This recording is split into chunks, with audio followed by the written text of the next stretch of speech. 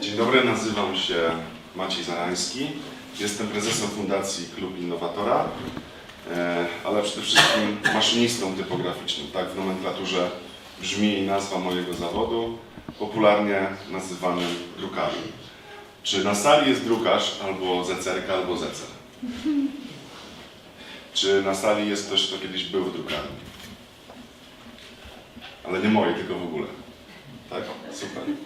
Czy jest ktoś, kto drukuje, na przykład, zajmuje się cyfra? Zazwyczaj. Dziękuję. Więc proszę Państwa, słowo preserve, najpierw może zacznę od tego, ponieważ zostało mi dane od 10 do 20 minut, a proszę mi wierzyć, nigdy nawet nie rozmawiając z drukarzami, zecerami czy starszymi pracownikami drukarni, nigdy tak krótko nawet przywitanie nie trwało. Przeważnie przywitanie trwało około 30-50 minut. To jest takie tak zwane obwąchiwanie się. Ponieważ ja jestem drukarzem, to ono przebiega zupełnie inaczej niż z człowiekiem z zewnątrz. Po czym przechodzimy do dalszych rozmów, no i tak po chwili mija 4 godziny. Takiej pierwszej rozmowy, prawda, otwarcia takiego. 20 minut to jest mało, ale ponieważ mam już wprawę w skracaniu tego typu rzeczy, więc nie będzie z tym problemu, ale chciałbym właśnie na początku wyjść od słowa preserved. Spojrzałem do słownika języka polskiego i dwie definicje, które pasują do tego, to brzmią następująco. Pozostawać w posiadaniu czegoś, to spełniam taką definicję. Natomiast druga definicja, jakby kiedy przeczytałem, ponieważ dla mnie preserve to było chronić coś przed czymś, przed zapomnieniem, przed czymś, przed zniszczeniem. Natomiast druga definicja w ogóle mnie bardzo uderzyła, bo po prostu pokazała mi to, co robię przez ostatnie 2,5 roku. Czyli preserve, czyli zachować coś w niezmienionym stanie, mimo upływu czasu i niesprzyjających okoliczności. To jest, proszę Państwa, teraz już mógłbym skończyć tak naprawdę prezentację swoją na temat tego, co robię, bo to jest dokładnie tak, jak mówię. Zresztą nigdy nie myślałem, że będę strażnikiem czegokolwiek. No, być może na początku mojej tak zwanej kariery zawodowej, kiedy ze szkoły poligraficznej szedłem do szkoły oficerskiej, tam chciałem zostać takim rządowym ochroniarzem, pracować w WORZie, to było coś, co było związane z zachowaniem czegoś, prawda, w niezmienionym stanie. Natomiast nigdy nie myślałem, że wiele lat później, naprawdę wiele lat później, bo szkołę kończyłem w 1993 roku jako jeden z 5 ostatnich wyszkolonych drukarzy typograficznych w Polsce. Już po moim roczniku nie organizowano klas, ponieważ typografia po prostu została wyeliminowana przez chociażby offset. Ja akurat należę do pokolenia, które nazywam przejściówką, czyli pamiętam czasy, no powiedzmy, zmierzchu komunizmu i początku dzikiego kapitalizmu. Natomiast też technologicznie miałem w domu czarno-biały telewizor. Komputer to była jakieś tam zawsze ze słyszenia kilka pomieszczeń z dużymi szafami, a później widzieliśmy to wszyscy, jak zaczynają komputery przejmować w ogóle druk. I taka ciekawa sytuacja, w 1996 roku dostałem pracę w Zachodniopomorskiej Agencji Rozwoju Regionalnego jako grafik. To był jedyny moment, kiedy pracowałem w zawodzie związanym z poligrafią. I dostałem wtedy komputer z Windowsem 3.11 i Corelem 3 i kolorową drukarkę Hewlett Packarda. Zrobiłem sobie wizytówki w ciągu 15 minut i zapłakałem po prostu, bo stwierdziłem, że 5 lat jak krew w piach poszła po prostu. I no, skoro mogę w 15 minut przygotować coś, co mi zajęło 3 miesiące w takich warunkach, powiedzmy, no, troszeczkę bojowych, bo trzeba było papier skądś załatwić, to jest takie bardzo popularne słowo w Polsce, później poczekać na to, aż koleżanka zostanie spuszczona z oka na zecerni, żeby mi złożyła ten tekst, a później ja musiałem poczekać, aż mój nauczyciel wyjdzie na godzinę albo dwie, żeby mógł sobie to wydrukować. No ale w latach 90. mieć wizytówkę jeszcze z podpisem Fan Depeche Mode na dole, no to było w ogóle czar. Tym bardziej, że wtedy właśnie słuchałem takiej muzyki, która notabene była podyktowana troszeczkę pracą tych maszyn typograficznych. Więc ja nigdy nie myślałem, że zostanę takim właśnie, no powiedzmy, strażnikiem tradycji. Natomiast chyba każdy z nas może zostać takim strażnikiem tradycji. Trzeba uważać po prostu na to, co się robi, co wokoło się dzieje. Dlatego zachęcam Państwa do udziału właśnie w tym pilnowaniu tradycji poprzez udział w patronite.pl i oczywiście do przychodzenia i zamawiania różnych rzeczy w drukarni. Jak jeszcze ma się to zachowanie związane z tą definicją? Może jeszcze troszeczkę przejdę do historii. Szkoła poligraficzna, w której się uczyłem, to była pierwsza szkoła dla pracowników poligrafii w Polsce powojennej. Powstała dokładnie 8 grudnia 1946 roku i powstała na zakładach pana Clarka, który założył wydawnictwo i drukarnię pod koniec XIX wieku. Była to bardzo innowacyjna drukarnia, jedna z najnowocześniejszych w III Rzeszy i tam też powstał pierwszy tabloid dla kobiet o nazwie Hausfrau, który do tej pory jest w Niemczech drukowany. Ja kończąc tą szkołę, czy nawet po wielu latach, nie wiedziałem, jakie znaczenie ma moja szkoła w ogóle dla drukarstwa, czy czym jest w ogóle moja szkoła, dopóki nie zaczynałem się spotykać z ludźmi, którzy myśleli, że ja zajmuję się tak przez przypadek czymś, prawda? Gdzieś na przykład byłem na targach książki ze swoją książką, bo to marzenie, które gdzieś tam się urodziło w czasie drukowania książek, czyli zostania autorem, spełniło się w 2017 roku i faktycznie wydałem swoją pierwszą książkę.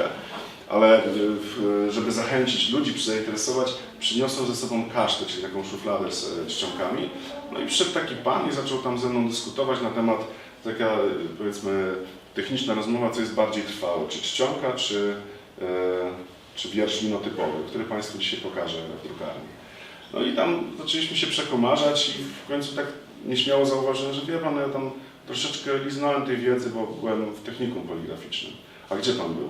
Na Skwierzyńskiej tutaj w Wrocławiu? Ja mówię, nie, takie małe miasto, Nowa Ruda. Facet po prostu podniósł brwi, zrobił krok do tyłu, ukłonił się i powiedział, a to przepraszam.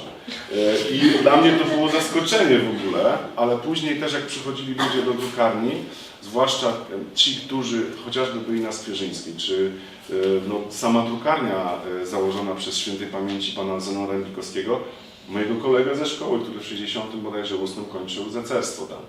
Pan Jan Jurdeczka, który mieszka tutaj niedaleko i który co tydzień przychodzi do mnie, pyta się, czy linotyp już przyjechał, bo na razie nie ma linotypu do odlewania wierszy, więc przychodzi sprawdzać, czy jest linotyp, bo powiedział, że jak tylko dostanę linotyp, to on tutaj za darmo będzie siedział i składał mi wiersze.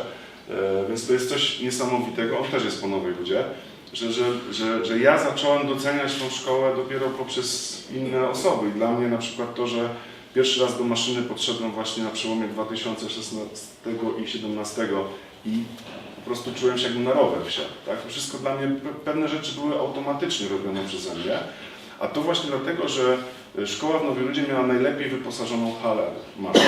To była drukarnia, to nie była szkoła tylko i wyłącznie, ale sama hala maszyn, czy sama drukarnia w pełni wyposażona od przygotowania grafiki aż do oprawy, świadczyła usługi dla instytucji i firm w Kotlinie Kłodzkiej. Więc my uczyliśmy się tak naprawdę na produktach, na usługach, które były wypuszczane. W związku z tym byliśmy bardzo pilnowani do tego, żeby przede wszystkim utrzymywać porządek. Druga sprawa, żeby nic nikomu się nie stało, a trzecia, żeby skończyć wszystko na czas i tak jak trzeba. Także to nie była szkoła, gdzie tam nauczyciel sobie tam lekko podchodził, aby coś teoretycznego robiliśmy. Nie, zasuwaliśmy tam równo 2 dni w tygodniu przez 5 lat i to właśnie było tym takim wdrukowaniem gdzieś tam w głowę pewnych zachowań, które na przykład 2 tygodnie temu Przyjechał do mnie Andrew Doliński z Wielkiej Brytanii, który jest gizerem, czyli osobą, która odlewa czcionki. Ma swoją odlewnię czcionek, jeszcze jedną z ostatnich chyba w Wielkiej Brytanii. I jak otwierałem kasztę, a jest taki po prostu wymóg, że żeby otworzyć jedną kasztę, która waży czasami 30 kg drewniana, to trzeba najpierw wysunąć tą z dołu, żeby się oparła ta, która jest wyżej. Jak on to zobaczył, to w ogóle zwariował. Mówi, możesz to jeszcze raz zrobić? Ja mówię, proszę bardzo. I on mówi do żony, widzisz, tak właśnie kiedyś wysuwano te kaszty. Nikt tego już nie pamięta. I czasami naprawdę czuję się jak dinozaur troszeczkę, tak? A 2 tygodnie po tym, jak rozpocząłem remont na Otwartej 12, ktoś tam przychodził obok, że chciał zobaczyć, co tutaj w ogóle jest. Pokazałem mu maszyny, które były zapakowane, bo wszystko się kurzyło jeszcze. I on wychodząc mówi, wie pan co, bardzo dobrze, że ktoś jeszcze się zajmuje umierającymi zawodami. Ja w ogóle też, jak to przecież przed chwilą technikum kończyłem, przecież to nie może być tak, że tego już w ogóle nie ma. No ale okazało się, że faktycznie w 2017 roku drukarni typograficznych, czy teraz mówi się na to letterpress, to jest angielska nazwa, ale ja to sobie podzieliłem też, żeby skategoryzować osobno druk typograficzny i drukarnię, a osobno pracownie letterpressowe, to też za chwilę opowiem i zresztą pokażę, że na początku było tych pracowni letterpressowych i drukarni bodajże 3 w Polsce, plus moja. Natomiast teraz ostatnio robiłem sobie przegląd i już jest ich kilkanaście. Moda na druk typograficzny, zwany letterpressem, powraca naprawdę w bardzo brawurowy sposób. Od Stanów Zjednoczonych po Japonię, Wielka Brytania, Francja, Niemcy, Argentyna, o której też dzisiaj wspomnę, zaczynają ludzie doceniać tą sztukę, czarną sztukę, tak to się nazywa. I zaczynają drukować. To są pojedyncze, krótkie serie, może nawet książki artystyczne, wizytówki, które robią piorunujące wrażenie. Na przykład moi klienci przychodzą do mnie, jak wracają, to mówią, że są dwie rzeczy, które zauważyli. Pierwsza to jest taka, że jak daję wizytówkę, to nawet osoba się wyłącza i ogląda wizytówkę, a druga rzecz jest taka, że zaczęli się zastanawiać, komu dać wizytówkę taką. Bo u mnie wizytówka nie kosztuje 10 groszy za sztukę, tylko kosztuje kilka złotych. Ale gwarantuję, że robi wrażenie, a to jest najważniejsze, jeśli chodzi o promowanie siebie czy tego, co robimy. Więc wracam do podziału, nie wiem ile jeszcze mam czasu, bo nie kontroluję. Jeszcze mamy, dobrze. Nie kontroluję się. Więc dla mnie drukarstwo, druk typograficzny jest to druk wypukły, czyli taki, który elementy drukujące ma powyżej i ma bezpośredni kontakt z podłożem, czyli z papierem, tak? I to jest jakby definicja również letterpressu, natomiast dla mnie drukarnia typograficzna to jest coś więcej. To jest coś więcej. To jest dbanie o maszyny, to jest dbanie o porządek, to jest dbanie o znajomość mechaniki na przykład, tak? Drukarze, przynajmniej za moich czasów, jak ktoś to może powiedzieć, musieli się znać tak naprawdę na wszystkim. My mieliśmy 3-miesięczne praktyki w każdym dziale, który służył do przygotowania druku. Ponieważ drukarz typograficzny tak naprawdę dostawał tylko formę, dostawał teczkę z wytycznymi, co ma drukować, w jakim nakładzie, na jakim papierze. Przywozili mu papier, przywozili formę, a on tylko do maszyny tylko. Trzeba było to do maszyny włożyć, czasami podnieść to takim małym dźwigiem, przygotować maszynę, przygotować farbę, sprawić, że ta odbitka jest czytelna i jest, że tak powiem, spełnia pewne wymogi, wydrukować to, oddać papier, odwieźć formę i to wszystko. Natomiast tutaj od sprzątania podłogi po takie spotkania jak tutaj, łącznie z zecerstwem, czyli ze składem. Tutaj Państwu puszczę, bo prezentacja, jak widzicie, jest skromna, natomiast nie chodzi o to, żeby Państwu tutaj pokazać. Proszę puścić tu dalej. To jest wierszownik, to jest podstawowe narzędzie zecera i tym narzędziem pracuję. Ostrożnie, żeby czcionki tylko nie wypadły. To są czcionki dosyć szóste, dosyć duże, bo to jest konkordans, czyli 36 punktów. Są też takie czcionki, które dzisiaj zobaczycie, 6-punktowe. To jest tak, jakbyście zapałki sobie składali gdzieś tam. Na końcu tych zapałek były litery. To czasami trzeba wierzyć na słowo. Więc tutaj nagle, zaraz po szkole, stałem się jakby właścicielem drukarni. Nie tylko właścicielem, ale i pracownikiem. Nie tylko drukarzem, ale zecerem, mechanikiem, przedstawicielem handlowym, a do tego jeszcze osobą, która no, w pewnym momencie zdała sobie sprawę, jak ważne jest to miejsce, ponieważ drukarni typograficznych, które działają nieprzerwanie no, prawie 20-40 lat, w Polsce jest bardzo mało. Nawet, ja tak bezpiecznie mówię, jedna z ostatnich drukarni typograficznych w Polsce. Dlatego, żeby nie urazić pewnych osób, które mają swoje drukarnie gdzieś tam na pół gwizdka pracują albo pracują i nie pokazują się. Natomiast nazwa ulicy mnie zobowiązuje, zawód mnie zobowiązuje, żeby te drzwi do drukarni były otwarte, żebyście Państwo, czy dzieci Państwa, czy wnuki, czy ktokolwiek mógł przyjść i zobaczyć, jak wyglądał druk, który obecnie został sprowadzony, przepraszam bardzo, do wciśnięcia klawisza Enter. Ludzie czasami przychodzą i są w szoku w ogóle, że jak to mogło wyglądać, dlaczego, jak? Zobaczą pracującą maszynę, tutaj papier jest, nagle wychodzi tutaj, no ale jak to się stało? Więc dla mnie to są wszystkie rzeczy bardzo normalne, bardzo przyjemne i dlatego chciałbym się nimi dzielić, pokazywać, jak to kiedyś działało. Drukarnia też stała się takim punktem zbornym dla właśnie zecerów, zecerek, drukarzy. Często mnie odwiedzają osoby, nie tylko, jak słyszeliście, z Polski, też z zagranicy. Śmieję się, że zacząłem grać w barażach do Ligi Światowej, bo jestem naprawdę widoczny, mam osoby, z którymi się kontaktuję, są na całym świecie. Wymieniamy się swoimi drukami, które dzisiaj też będziecie mogli zobaczyć, więc i inspiracje jakieś są, i widzimy style różne druku, które na przykład były spowodowane brakami materiałowymi w Polsce. Tak? Tutaj na przykład drukarnia, a zwłaszcza taka prywatna, bo to była prywatna drukarnia w latach 80., to już w ogóle dla mnie jest dziwna sprawa, musiała zamawiać papier na zwrotu.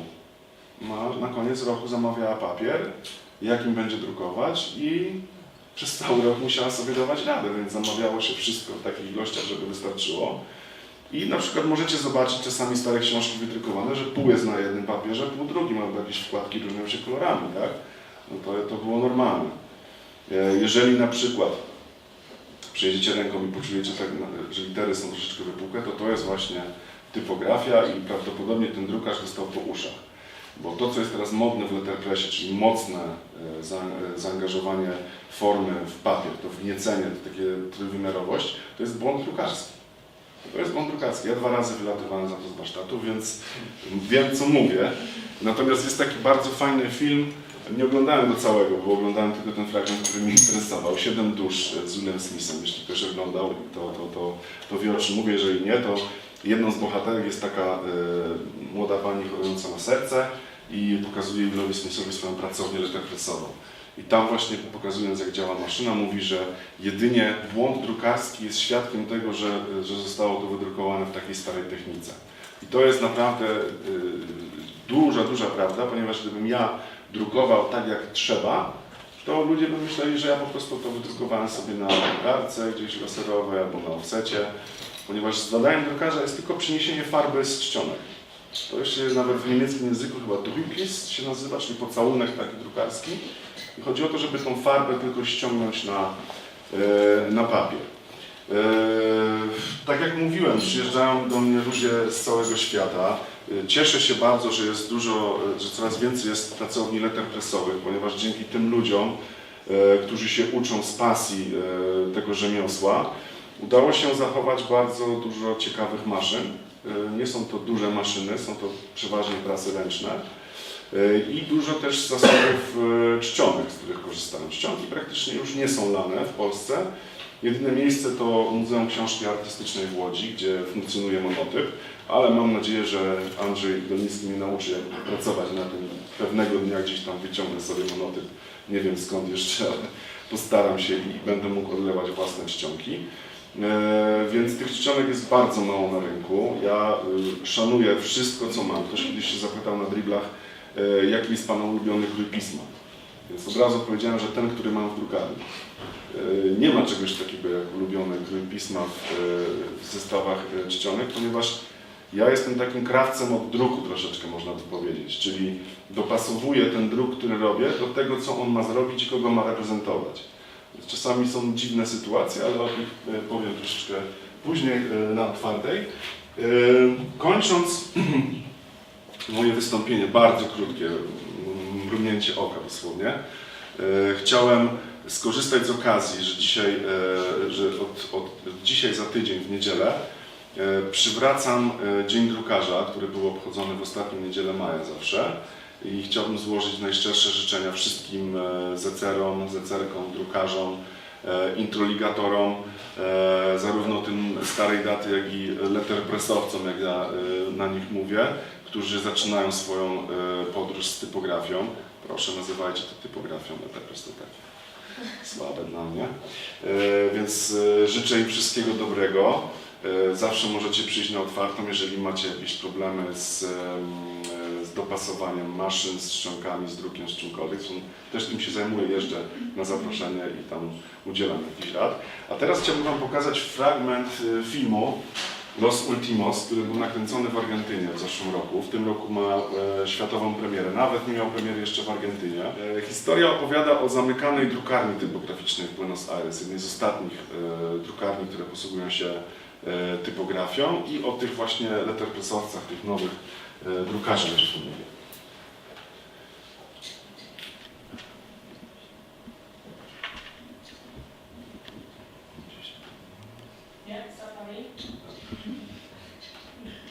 Safari.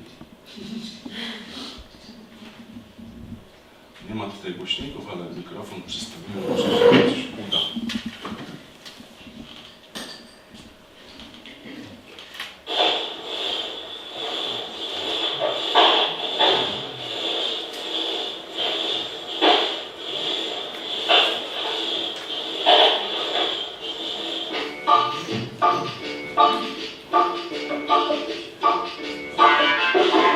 Me acuerdo que el día que fui al taller fue como así, como entrar a un mundo, fue una revelación, o sea, fue entrar a un galpón, no sé si fue como el olor a la tinta, muchas máquinas, el ruido, así había como un mantra, que eso como me atrapó y como que ahí me pasó algo. Autoservicio Ángel, carnicería del rey, cochería la colonial. Nosotros hace muchos años de Montevideo. En ese momento, cuando nosotros empezamos a trabajar, todas las enmiendas usaban tipografía. Y ahora lo que hacen es tipografía, no hay más. No hay más.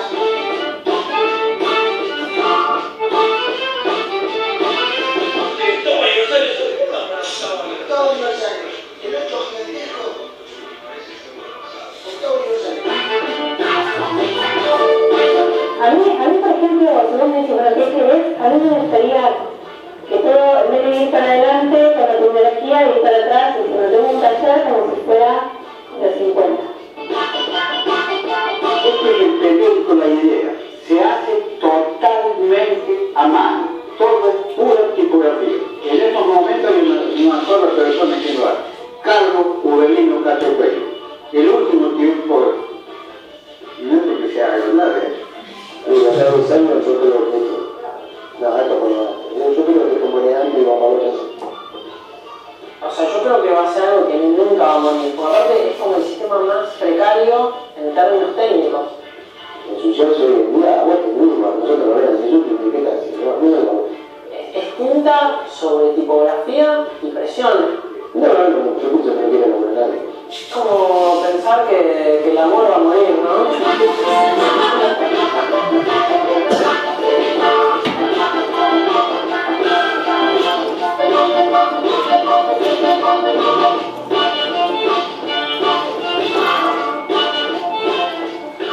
Widzieliście różnicę, prawda, między drukarnią a pracownią letterpressową. Tutaj po łokcie wszyscy brudni, gdzieś tam wysmarowani, to wszystko gdzieś tam lata. U mnie aż takiego hardcore'u nie ma, ale nie ma też takiego sterylnego porządku, tak? Więc jeżeli ktoś próbuje mnie nazwać artystą, dużo osób... To już nie. Dużo osób próbuje mnie nazwać artystą, ale jeżeli już mam być artystą, to mówię, że jestem artystą mechanikiem. Bo z jednej strony właśnie tutaj ta sztuka, to piękno, te piękne druki, gdzie czasami przychodzą artyści, a im pokazuję nakład, który właśnie zrobiłem tam czasami 1 sztuka, czasami 100 sztuk. Żeby wydrukować jedną sztukę, to trzeba od kilkunastu do kilkudziesięciu sztuk zmarnować, żeby to wszystko wyglądało. I wyobraźcie sobie, że oni zamiast patrzeć na to, co zrobiłem, zaczynają mi szperać po śmietnikach. Szperają mi po śmietnikach, wyciągają takie odbitki próbne i mówią, to jest super, to jest super. Więc to jest też dla mnie takie rozdroże, jak Robert Sawa z Lublina mówi, taka migrena drukarza troszeczkę, tak?